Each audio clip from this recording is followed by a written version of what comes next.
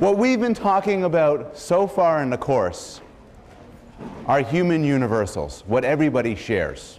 So we've been talking about language, about rationality, about perception, about the emotions, about universals of development, and we've been talking about what people share. But honestly, what a lot of us are very interested in is why we're different, and the nature of these differences and the explanation for them. And that's what we'll turn to today. So first we'll discuss how are people different, different theories about what makes you different in a psychological way from the person sitting next to you, and then we'll review different theories about why people are different. And this is the class which is going to bother the most people. It's not dualism. It's not evolution. It's this. Because the scientific findings on human psychological differences are to many of us shocking and unbelievable. And I will just try to persuade you to take them seriously. Okay, so how are people different? Well, there's all sorts of ways. Your sexual identity. It is at the core of your being, for almost all of us, whether you're male or female. How we refer to you in language, what pronoun we use, is indexed on how we whether you're male or female. And related to that, though imperfectly, is your sexual orientation, who you're attracted to. The question of why some of us think of ourselves as males and others as females, and the question of why some of us would ideally want to have sex with males, others with females, others with both, and then a few others who have harder to define desires, is such a good question that we're going to talk about it after spring break. While all the sexual desire has been spent and you could focus on a scientific discussion of this. Not that I recommend you do that on spring break. How happy are you? This is also such a good topic, it's going to get its own class. The very last class of the semester is devoted to happiness. And the question of what makes people happy, what makes people unhappy, and what makes people differ in their happiness. If I asked you to rank how happy you are from a scale of 1 to 10, the numbers would differ across this room. And there's different theories as to why. Your success and failure in life. This is somewhat interesting because you could study this in more or less objective ways. We don't have to ask people. We could look at your relationships, how they begin, how they end, your job satisfaction. We could look at your criminal records. Some of you are going to see time. Most will not. Some of you will get into little troubles all through your life. Some of you already have seen the inside of a police station, possibly a lineup. Others couldn't go near such a thing. What determines that? And at the root of all human differences are two main factors. And so I want to talk about the two main interesting factors. One is personality, the other is intelligence. And these are the differences I'll talk about today. First, from the standpoint of how do we characterize them, how do we explain them, and then from the standpoint of why these differences exist in the first place. One way to characterize personality is in terms of people's style in dealing with the world, and particularly their style in dealing with other people. So you take a simple character you know of, and you could talk about that person's personality. You could talk about it in terms of being impulsive, irresponsible, sometimes lazy, good-hearted. You could compare that person's personality with other people's personality, such as my colleague who gave a talk last class. He's wonderful. He's responsible and reliable and very kind, and different from Homer. And so this difference is a difference in personality. Now, when we talk about personality, we're talking about something else as well. We're talking about a stable trait across situations and time. So if all of a sudden the person next to you kind of smacks you in the head, you might be angry. But we wouldn't call that personality, because that's the result of a situation. We'd all feel that way in that situation. It's personality if you walk around all the time angry.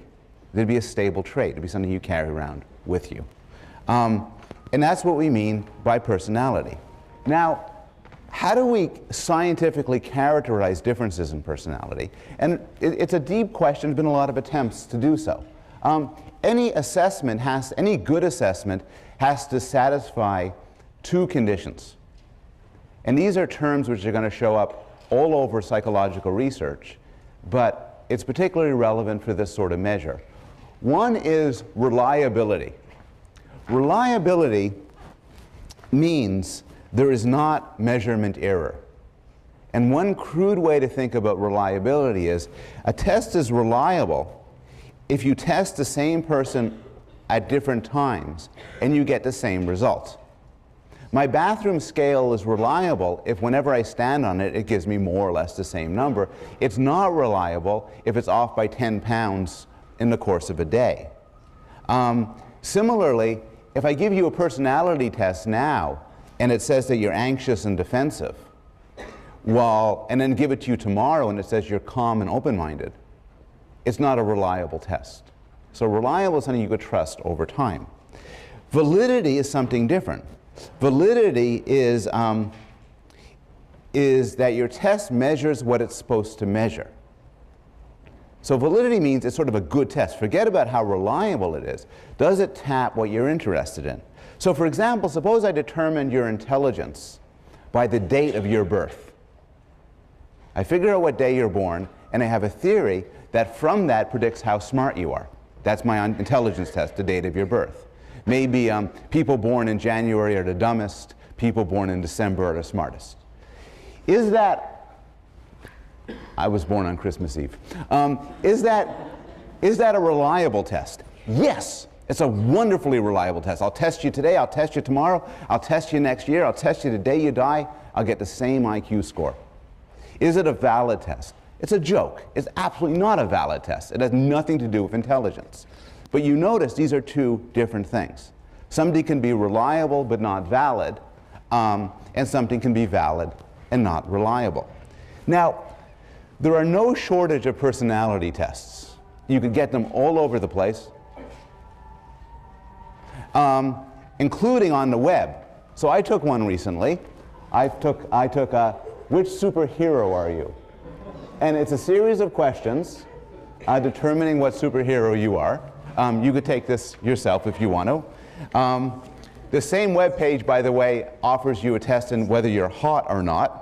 We'll discuss that later. And when I did this, it told me I was Batman. And you are dark, love gadgets, and have vowed to help the innocent not suffer the pain you have endured.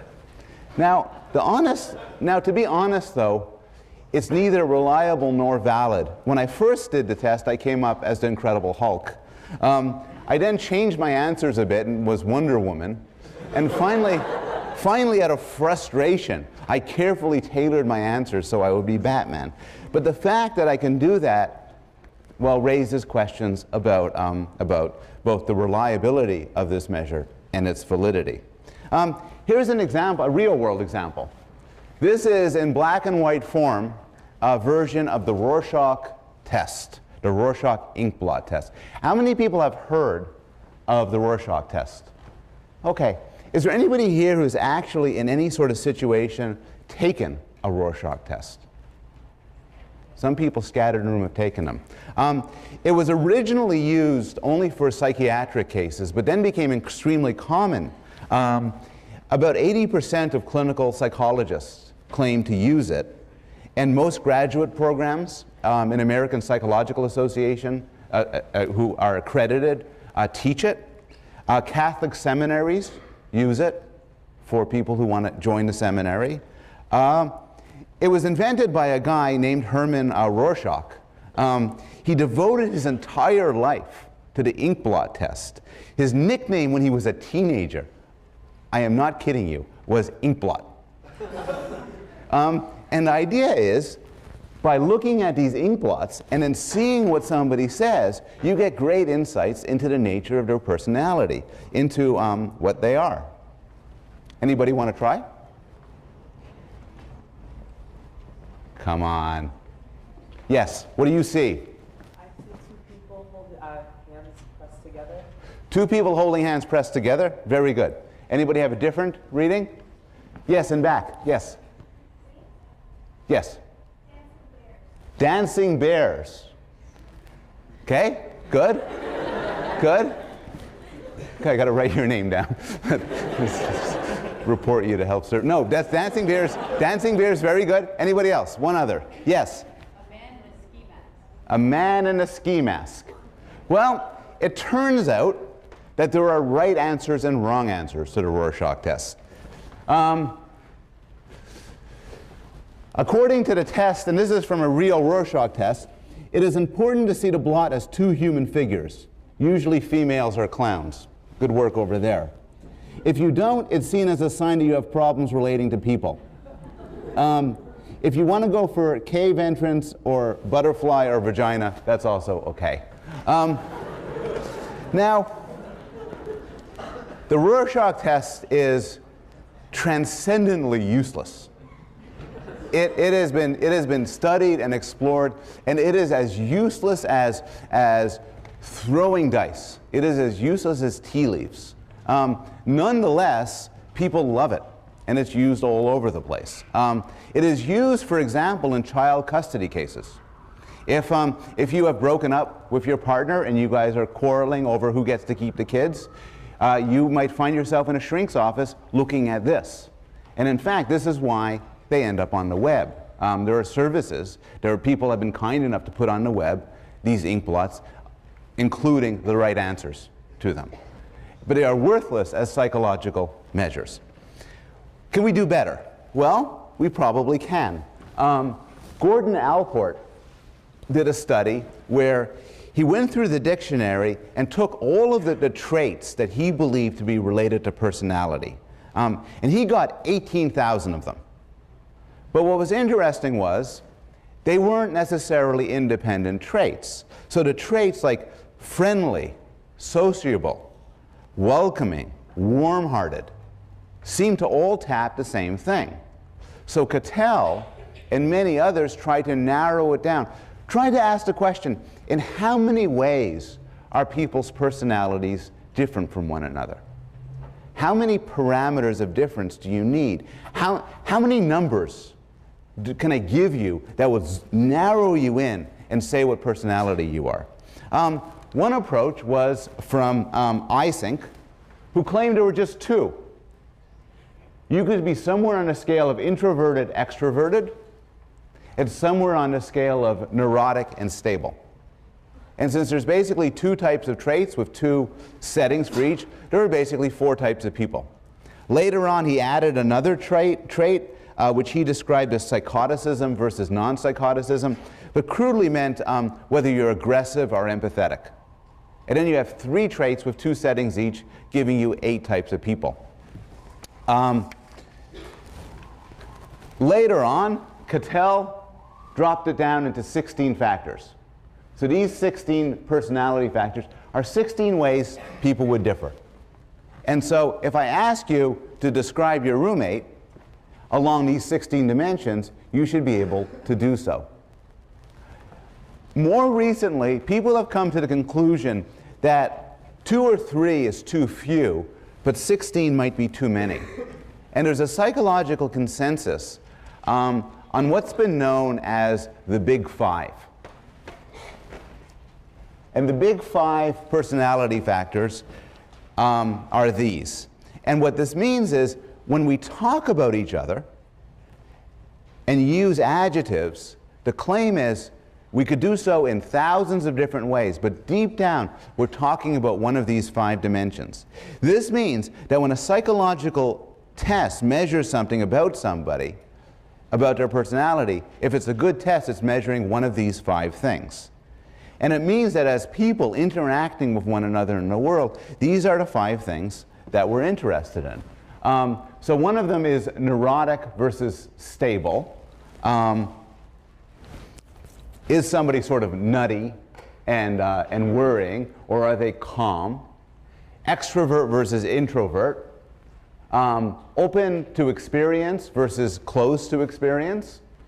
Agreeable, which is courteous, friendly, versus non-agreeable, rude, selfish.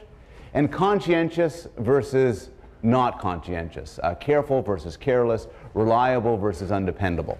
A good way to think about these things is in terms of the word ocean, O-C-E-A-N.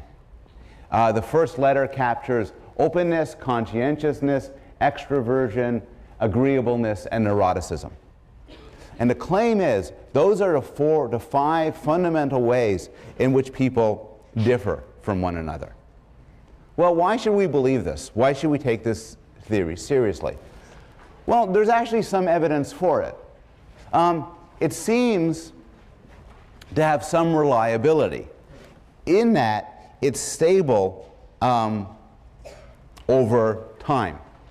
So if you test people over years, if I test your personality now on the 5 traits and test you 5 years from now, it will not have changed much.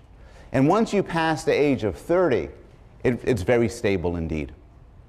If you think about your parents and then give mom and dad a mental test on where they stand on each of the 5 traits, 10 years from now, mom and dad will still be there. It also seems to get agreement across multiple observers. So if I ask for each of the 5 traits, if I ask your roommate what he or she thinks of you, then I ask your professor what he or she thinks of you, and your mom what she thinks of you, how would, back to gender, how would they match up? They tend to overlap a lot. You walk around and you leave, and your personality leaves a trail in the minds of people around you.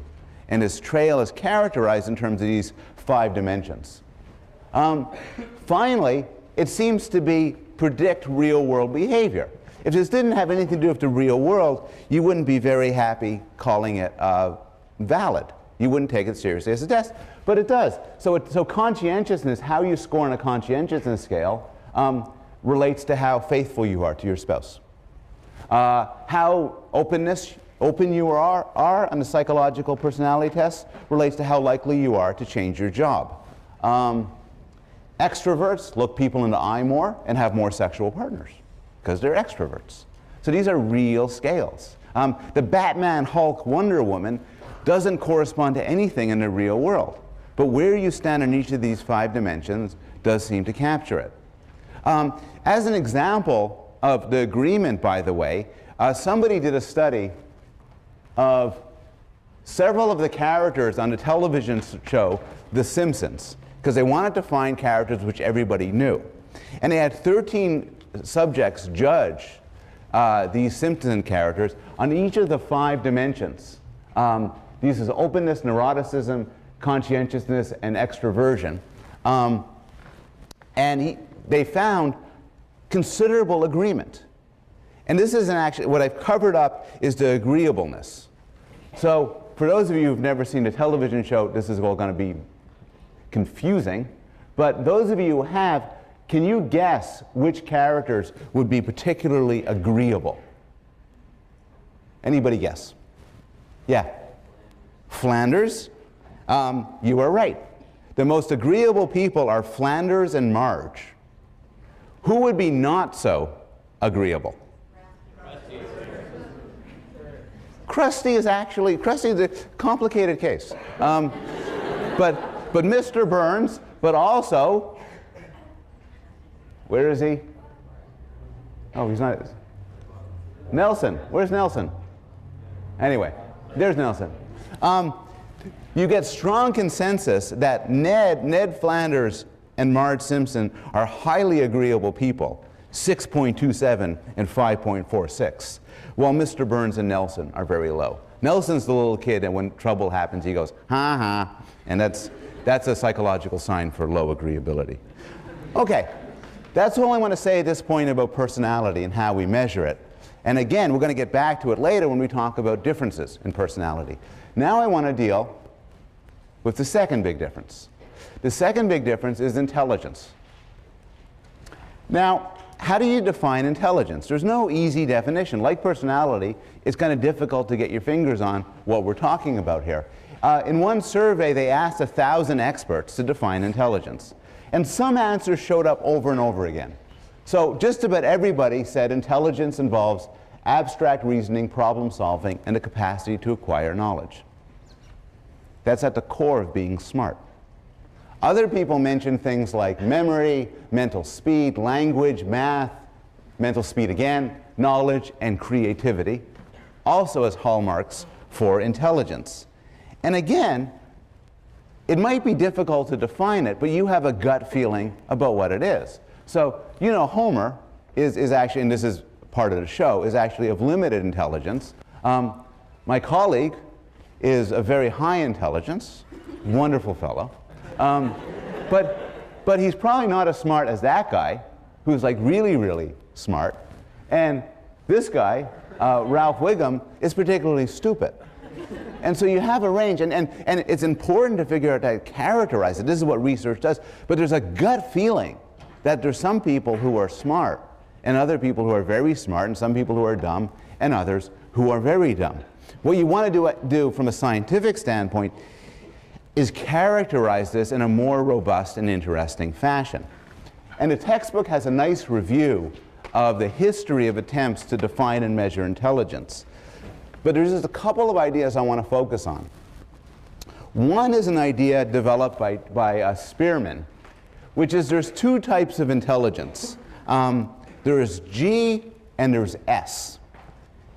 S is your ability on specific tests. So if there's 10 tests that you're given as part of an IQ test, 10 subtests, you'll get a different score in each of the subtests. There'll be a math test and a reading test and a spatial test, and you'll get different scores. G refers to a general intelligence, and the general intelligence is something you bring to each of the tests in common. So this is diagrammed here. You have these 6 tests. For each of them there is an S, and then above that there is a G. Now, G is a very important notion. The term G is used by psychologists a lot, even in casual conversation. You know, people say, so what do you think of him? And he has high G. And what you mean is, he's a smart guy. Why do you need G? Well, you wouldn't need G if your performance on each of these tests had nothing to do with each other. If the tests were genuinely separate, there'd be no general intelligence. But what people find over and over again is that when it comes to explaining people's performance on multiple intellectual tasks, there's two things going on. There's how good they are on a specific task, but then there's also a sort of general correlation that people bring to the tasks. And I could express this with an athletic analogy. Imagine I'm running a gym, and we have all of these different athletic tests. So we have a running test. We have a basketball shooting test, a swimming test, fencing, list of 10 of them. Now each of you go through each of the tests, and then you'll each get 10 scores. But what we'll discover is that the scores are not independent of one another. People who are good at one athletic thing tend to be good at another. If there's somebody who's really good at running and swimming, odds are they're probably pretty good at climbing. And the same thing holds for IQ, which is above and beyond how good people are at specific things, there seems to be a factor as to how well they are in general. And this factor is known as G. Now, there's again an extensive history of modern intelligence tests. And what's really interesting is the tests now, what you need to know about the modern tests, the Wechsler tests for both adults and children, is how they're scored. The way they're scored is that 100 is average. So it's just automatic. Whatever the average is 100. It's as if I did the midterm, graded the midterm, computed the average, gave everybody who got the average 100, said your score is 100. It's just the average. It works on a normal curve. And what this means is that it works so that the majority, 68%, get between 85 and 115 on their IQ tests. The vast majority, 95%, get between 70 and 130.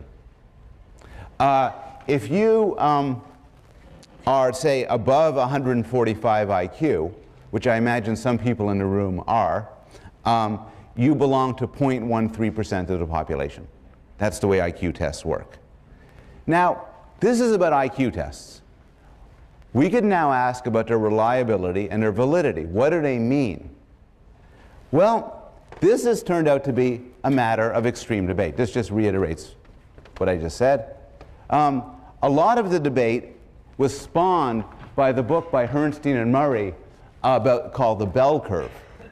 And in The Bell Curve, these authors made the argument that IQ matters immensely for everyday life, and that people's status in society, like how rich they are and how successful they are, follows from their IQ as measured in standard IQ tests. Now, this book made a lot of claims, and it's probably before many of your time, but spawned huge controversy. And as a result of this controversy, some interesting papers came out. One response to the Herrnstein and Murray book was by the American Psychological Association, which put together a group of 50 leading researchers in intelligence to write a report on what they thought about intelligence. What they thought about, does IQ matter? How does IQ relate to intelligence? How does, what's the different, why are people different in intelligence? Why do different human groups differ in intelligence, and so on? At the same time, there was also another group of IQ researchers, not quite the same as the first group, got together and wrote another report. And if you're interested in this, the links to the reports are on the PowerPoint slide. Well, what did they conclude? The conclusions were slightly different, but here's the broad consensus by the experts. Regarding the importance of IQ tests. And the claim is IQ is strongly related, probably more so than any other single measurable human trait, to many important educational, occupational, economic, and social outcomes. In some cases, the correlation is very strong, such as success in school and success in military training. In other cases, it's moderate but robust, such as social competence. And in other cases, it's smaller but consistent, law-abidingness. And they conclude whatever IQ test measure, it is of great practical and social importance. So IQ matters. More particularly, IQ matters for social achievement, for prestigious positions, and for on-the-job performance and other work-related variables. If I know your IQ score, I know something about you that matters. It's not irrelevant. Just as if I know your score on a personality test at a Big Five, I would know something about you that actually would tell me something interesting about you in the real world.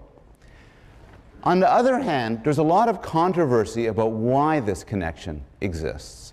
So to some extent, people have worried that the effectiveness of IQ is a self-fulfilling prophecy. And here's why. If society takes IQ tests seriously, they become important. So it's true that your IQ is very related to your success in getting into a good school, like Yale. But the reason for this, in large extent, is because to get to Yale, they give you an IQ test, the SAT. So, same for graduate school. There's a GRE, which is yet another IQ test. So to some extent, it's a self-fulfilling prophecy. Society could choose to make how tall you are extremely important for educational success. They could say, nobody under 6 feet tall gets into Yale. And then some psych professor would stand up and say, of course, height is profoundly related to educational accomplishment. And it would be, because people made it so. So to some extent, a society that draws highly on IQ tests regarding promotion and educational achievement and military status and so on, it's just going to follow that IQ then becomes important. At the same time, however, the role of IQ is pretty clearly not entirely a social construction. There's some evidence that your IQ score relates to intelligence in an interesting sense, including domains like mental speed and memory span. So your score on IQ test, for instance, is to some extent related to how fast you could think and your memory abilities. Now I want to shift to the second half of the class and talk about why. So we talked about two differences, one personality, one intelligence. I want to talk about why people differ. But before I do people have any questions? Yes? About personality. This morning I took a test that measures the Big Five, and they told me I'd be placed in Slytherin. And I was wondering how the way the test works is it asks you 100 questions, and it makes statements about yes. it. You have to rank their accuracy from 1 to 9. And I kept thinking, it's a very strong self-presentation bias. Yes. The guy who invented it is obviously the most advanced test there is, but how did he deal with that? It's a good question. The question is, this young man took just took a personality test. He was accepted into Slytherin, which is a Hogwarts reference. I'm hip to that. But the question is a good one. You're a clever man, high G, and you wanted to be in Slytherin. How do we know you didn't work the test? I mean, you're going to get these personality tests all the time, and the personality test, you're applying for a business, and one of the tests is, I like to steal from my bosses. Oh, I don't think so. No, that's a little IQ test right there. So the question is, how do you avoid that problem? The test constructors have done so in certain clever ways.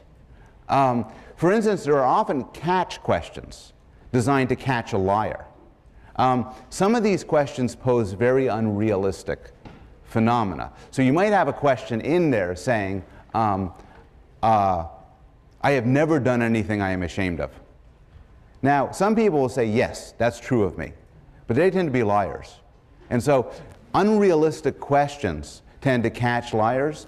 Also, you get the same question asked in different ways across the 100 items, and they could use the correlations to figure these things out.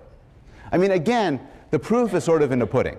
The reliability and validity of a test is determined in part by just how well it does at predicting your future performance on a test and your real-world performance. And a test that is easily fooled, easily tricked by smart people wouldn't survive long as a personality test.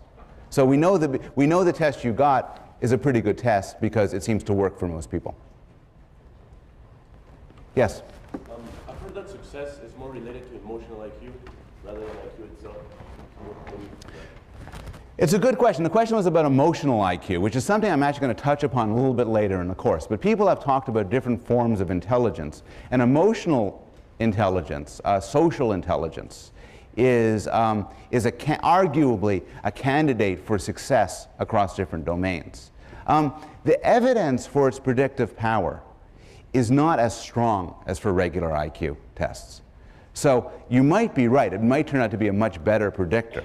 But one, it's not clear that we know that yet. Peter Salovey has actually done some very interesting research on this and is continuing work along those lines. The second thing is emotional intelligence is actually related to good old-fashioned intelligence. They kind of pull together a lot, so it's not entirely separate. But that's a good point, and I'd like to return to it a little bit later on in the course. Yes? What makes one IQ test better than another test? What makes an SAT with analogies worse than an SAT without analogies, for example? Good question. How do you determine what a good test is? And again, it's a real art going through the details of how to do that, but the broad answers involve reliability and validity. It's a good test if I test you today and I test you tomorrow, I get the same score. It's a really good test if your score on that test predicts your grades. Or if it's a personality test, predicts how many girlfriends you have, or predicts whether people think you're a nice guy. So you have to see both the replicability of the test over time, but also its relationship to real-world phenomena. And that's important. Again, why do we know the Batman, Wonder Woman, Hulk test is a bad one? Well, one answer is because how I score on that test isn't going to tell you anything about me. It's not going to relate to my grades. It's not going to relate to how well I'm liked. How do we know the SAT is useful? Well, it actually corresponds with other things, like grades. Yes, and back. I guess we're sort of making the assumption that personality sort of remains constant. Can it change with experiences or more experiences, let's say, or other genetic effects that you had?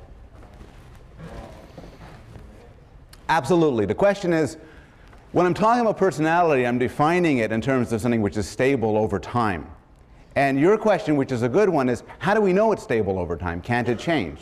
And the answer is, yeah, a lot of personality does change over time. A personality test you give to a 10-year-old will relate, but not so strongly with that individual when he's 50. On the other hand, we know that the psychological claim that there exists such a thing as personality, and it is stable over time, is supported by the fact that if you're an extrovert now, you're likely to be an extrovert 20 years from now. Not perfectly. So you're right, you could change.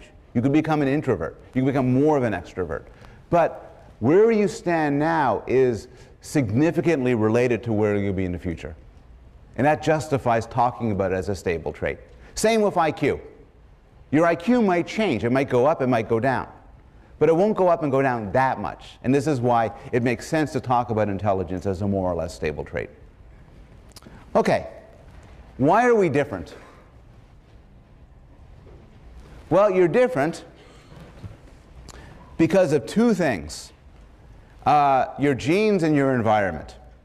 Your nature and your nurture. Your heredity and your experience. This doesn't say anything. This is just defining the question. But the question of the role of genes and the role of environment in explaining human differences is an interesting one.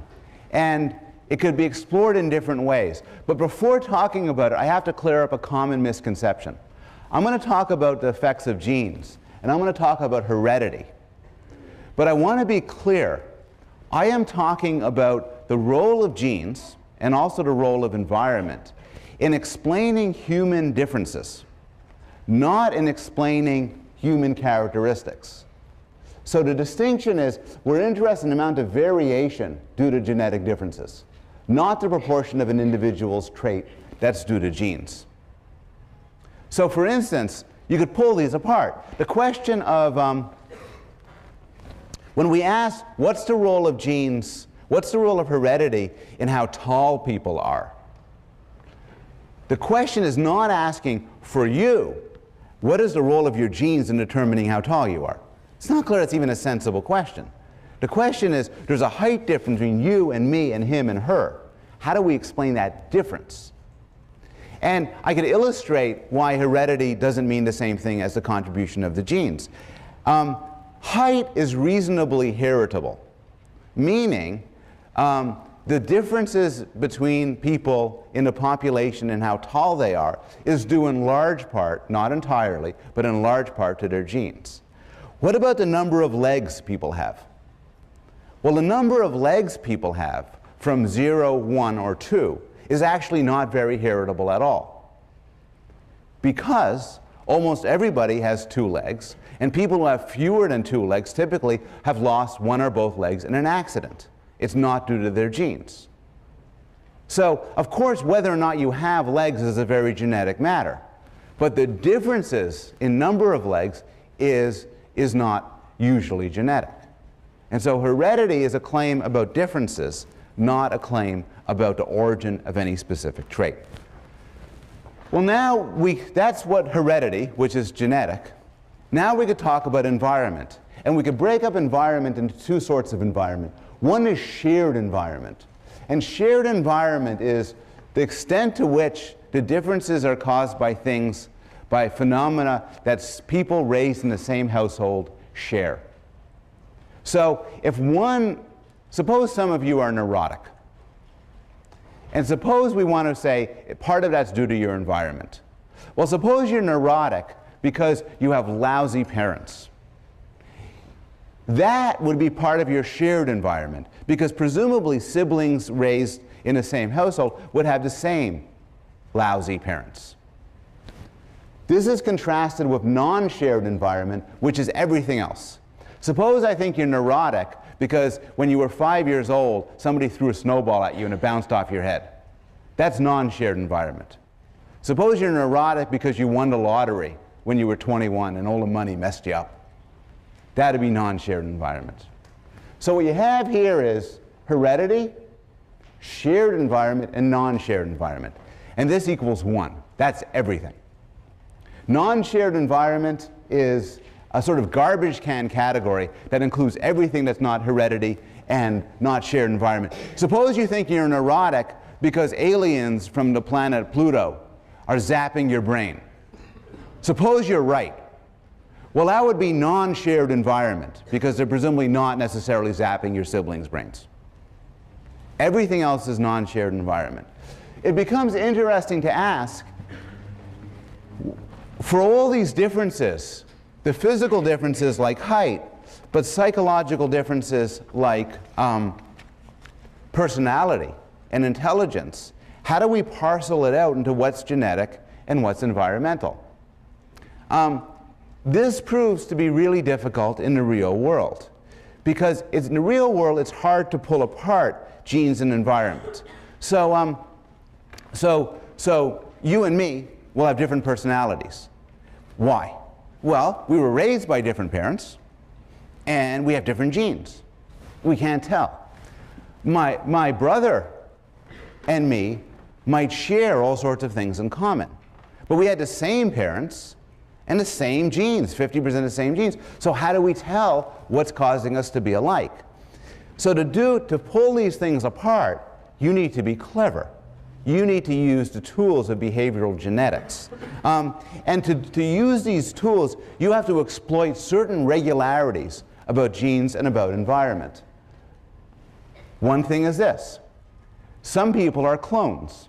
Monozygotic twins are genetic duplicates. They share 100% of the same genes. That's kind of interesting. Dizygotic twins are not clones. They share 50-50. They're just like regular siblings. And adopted siblings have no special genetic overlap.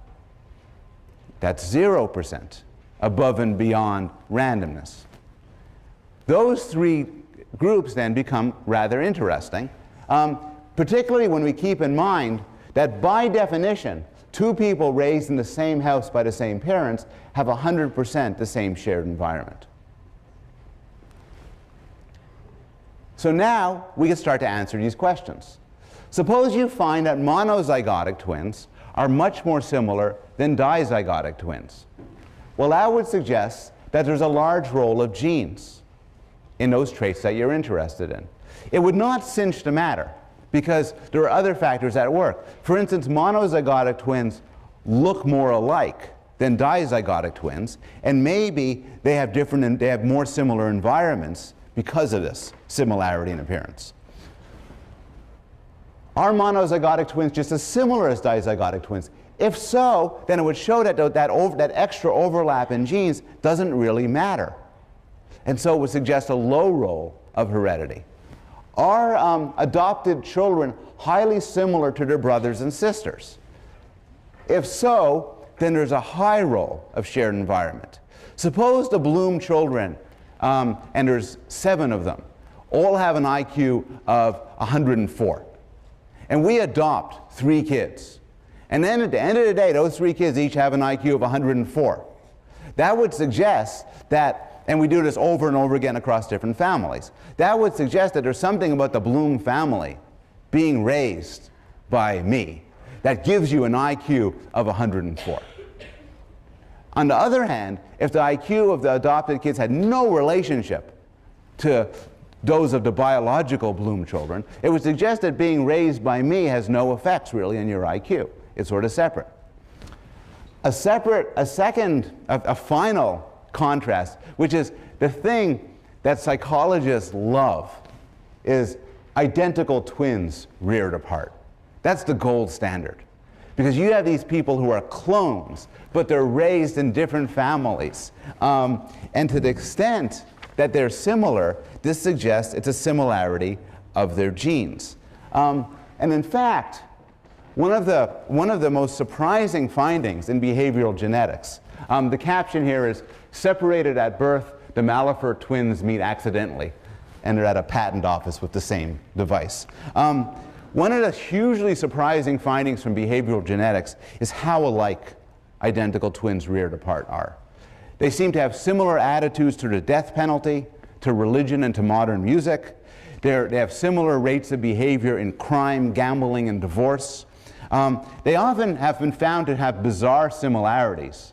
They meet after being separated at birth, and they meet at age 30, and then it turns out that they both get into a lot of trouble because they pretend to sneeze in elevators.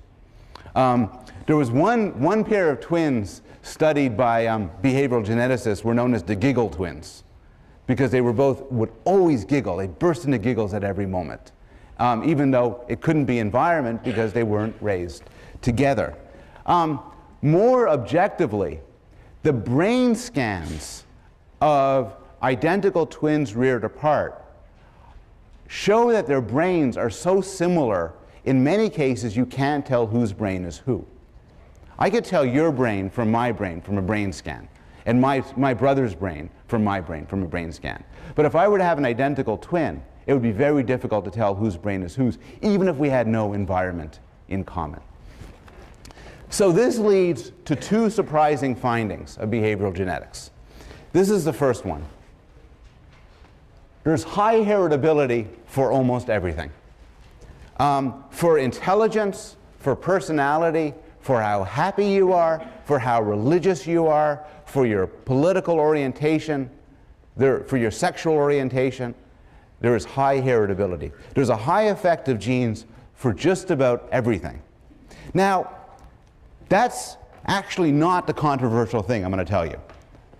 But before getting to the more controversial thing, I want to raise another issue which often gets discussed and has a good treatment in a textbook. This suggests that individual differences within a group have genetic causes. Does that mean that group differences are largely the result of genetic causes? So we know that there are clear differences in IQ scores among American racial groups, between whites and Asians, African Americans, Ashkenazi Jews. There's clear and reliable IQ differences, as well as some other differences. Now, to some extent, these groups are partially socially constructed. And what this means is that whether or not you fall into a group is not entirely determined by your genetic makeup. It's often determined by social decisions. So whether or not you count as a Jew, for instance, depends not entirely on genetic factors, but also on factors such as whether you're Reform or Orthodox, and whether you would accept that the child of a Jewish man and a non-Jewish woman is Jewish. Similarly, categories like African American and white and Asian often overlap broad genetic categories, and they don't make fully coherent genetic sense. At the same time, though, there's plainly some genetic differences across human groups, and say with regard to vulnerability to disease. Ashkenazi Jews, for instance, are vulnerable to Tay-Sachs. And the fact you could have this sort of genetic vulnerability suggests that there's some sort of reality to these groups. So you have to ask the question now, to what extent does the high heritability in individuals mean that there has to be a heritable explanation across groups? And the answer is not at all. I'm not saying that this means that there's no genetic explanation for human group differences. All I'm saying is the question of the phenomena of within group genetic differences does not mean that there's a cross-group between group genetic differences. There's a nice example by Richard Lewontin, the geneticist, where he imagines two plots of, some sort of wheat. Yeah, two plots of land. And each one has a set of seeds. And, oh no, they're over here. No, anyway. One of them you fertilize a lot. The other one you fertilize a little. Now, within each plot, how much the seed grows is actually largely determined by the genetics of the seed. And so you'd find high heritability for growth in the seeds. But the difference between groups has no genetic cause at all. It's caused by which groups you fertilize more than others. Here's another way to do the logic. Suppose from the middle down here, you guys, I hate you. I really hate all of you, and I like you. So I make up 2 midterms. You probably didn't notice, but there were 2 midterms. This midterm was fiercely hard, savagely hard. It took many of you till the end of class to do it. This midterm was, you know, which is bigger, a dog or an elephant? Because I like you, and I want you all to succeed. Now, so you have 2 different groups, you guys and you guys. Within each group, some people are going to do better than others. The explanation for that might actually have to do with your genes. It might have to do with your environment, how much you study, but all sorts of reasons for that. But within each group, some of you will do better on the hard test than others on the hard test, some better on the easy test than others on the easy test. But how do we explain the group difference? Well, it has nothing to do with genes. The group difference, the fact that you will do much worse than you, has to do with the exams I gave. My point again is that there's a logical difference between a within-group difference, within this half of the class, and a difference between groups, between this group and this group. What do we know about, so that just shows they're not the same thing. But what's the fact of the matter? What do we know about human differences between different human groups? Again, the textbook has a good discussion of this, but I'm going to give 2 reasons from the textbook that at least group differences are at least to a large extent due to environmental and not genetic causes. One is that the differences we find in IQ seem to correspond better to socially defined groups than genetically defined groups. They seem to correspond to groups defined in terms of how people treat you and how people think about you as opposed to your DNA. And to the extent that turns out to be true, that would mean that a genetic explanation is not reasonable for those differences. A second factor is that we know IQ can differ radically without any genetic differences at all. And the most dramatic evidence of that is the Flynn effect. The Flynn effect is one of the freakier findings. The Flynn effect is the finding that people have been getting smarter. You are much smarter, on average, than your parents. And the IQ tests hide that. Here's why they hide that. They hide that because they always make 100 the average. So you come home and say, Dad, I just did an IQ test. I got 120. And your father says, good work, son. I got 122 when I was your age. But what neither of you acknowledge is your test was much harder. As people got better, they had to make the test harder and harder. And this is plotted by the Flynn effect. One of these lines is American, one is Dutch. I don't know which is which. But the gist of it is that, that somebody who would have, that if you in 1980 would take the 1950 test, your average person in 1980 would score 120 on the 1950 test.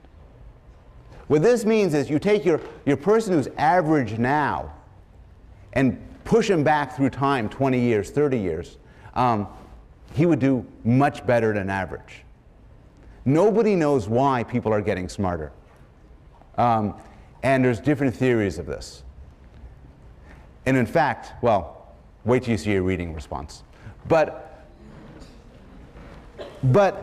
what this illustrates is that IQ can change dramatically over the span of a few decades without any corresponding genetic change. And that leaves open the possibility, in fact, maybe the likelihood, that the differences we find in human groups, existing human groups, are caused by the same environmental effects that have led to the Flynn effect. Okay, this is not the surprising claim, though, the high heritability for almost everything. This is the surprising claim. Almost everything that's not genetic is due to non-shared environment. The behavioral genetic analyses suggest that shared environment counts for little or nothing. When it comes to personality or intelligence, then an adopted child is no more similar to his siblings than he or she is to a stranger. To put it a different way, the IQ correlation with genetically unrelated adults who are raised in the same family is about 0. Suppose the Bloom family all has an IQ of 104. and we adopt a kid. What will this kid's, we adopt him as a baby. We raise him to be a 20-year-old. What's his IQ? Answer, we have no idea. Because the IQ of the Bloom family, who are unrelated to him, has no effect at all. Now, if you think about the implications of it, it becomes controversial. And Newsweek, I think, caught the big issue when they put in their title a question, do parents matter? And the issue is, parents are shared environment. To say shared environment does not affect your intelligence or your personality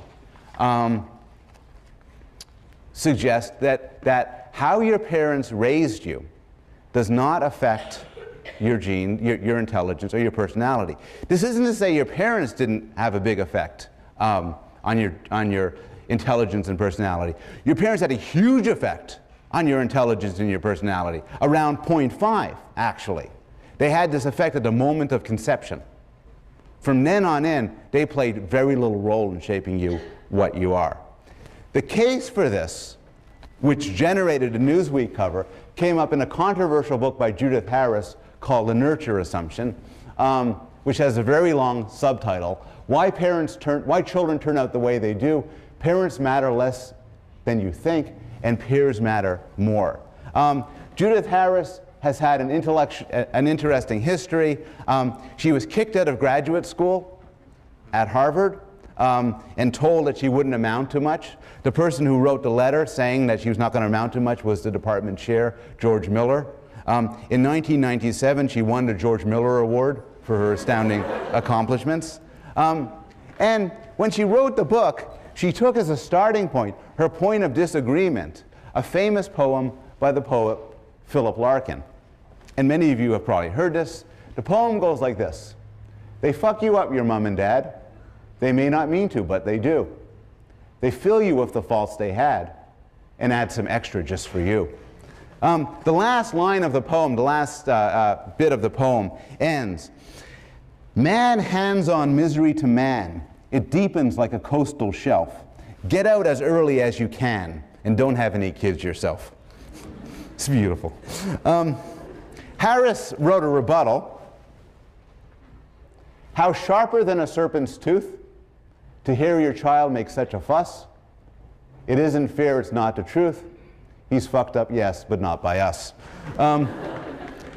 Just to show that academic debates never end, a British psychoanalyst named Oliver James, outraged by Judith Harris's book, The Nurture Assumption, wrote another book in response called They Fuck You Up. Now, how do you tell your grandparents, I wrote a book, what's it called? Can't tell you. Anyway, look, if you're paying attention, this has to sound wrong. You must be thinking, of course there must be an effect of shared environment. Of course parents have an effect. After all, good kids have good parents. There is no doubt at all that this is true. There's a high correlation between parent and child for everything.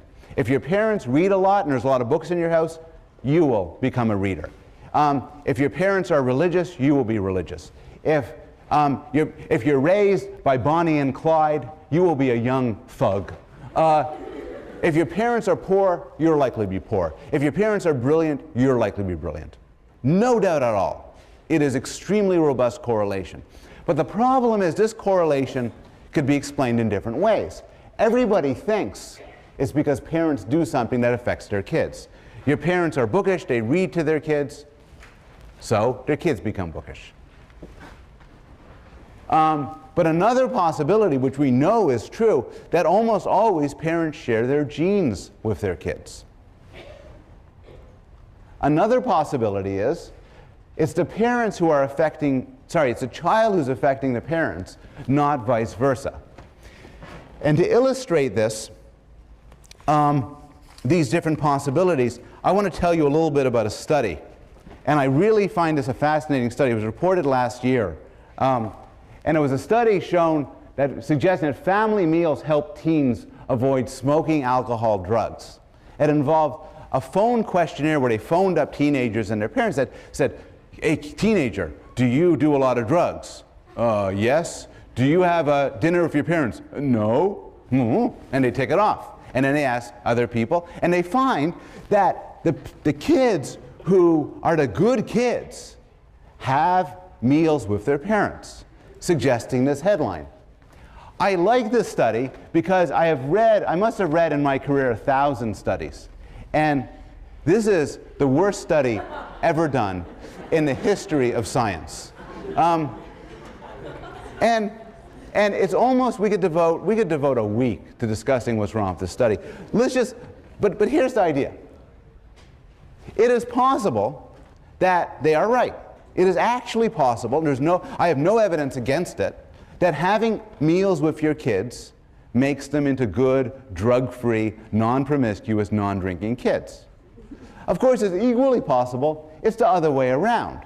If little Johnny is out there smoking pot and cavorting with prostitutes and stuff like that, he's not going to come home for the family meal. It's the other way around. Well, if he's a good kid, he might be more likely to have a family meal. So the direction, it might actually be not family meals make good kids, but rather good kids stick around the house, they have nothing better to do, and have meals with mom and dad. Another possibility is there's good families and bad families. A good family is likely to have drug-free kids and a family meal. A bad family is likely to have stoned kids and no family meal. So maybe there's an effect of the parents that has nothing to do with the family meal. Here's the even weirder part. They didn't factor out age. So think about this. Their sample included children ranging from 12 to 17. But let me tell you something about 12-year-olds. 12-year-olds don't use a lot of drugs and likely to eat with their families. 17-year-olds are stoned all the time and they don't eat with their family. I've just begun on this study. But the point is, when you hear something like, so now take something which you may be more likely to believe. Maybe you believe that having parents who read to their kids, that's good for their kids. Well, maybe it is. But most of these criticisms apply to that study too. A bookish kid is more likely to get his parents to read to him. A good family, parents who are good parents in general, are more likely to do all sorts of good things to their kids and have good kids besides. Take another case, the so-called cycle of violence. Yes, it's true. Parents who smack their kids tend to have, statistically, more violent kids. But maybe the causality goes the other way around.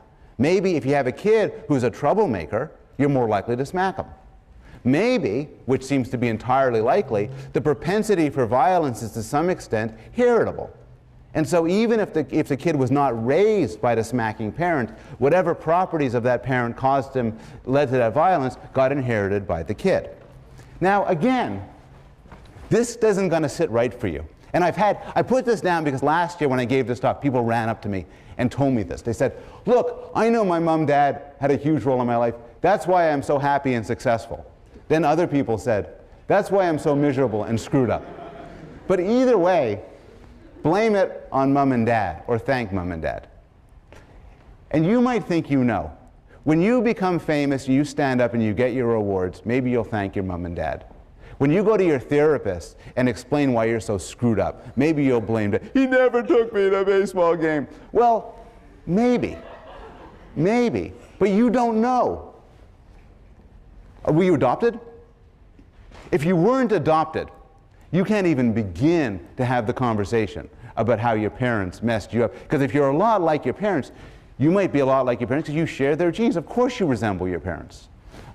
Moreover, how do you figure out which is the cause and which is the effect? No, mom smacked me a lot, and that's why I turned out to be such a rotten person. Well, maybe she smacked you because you were rotten. I mean, no, I don't want to get personal.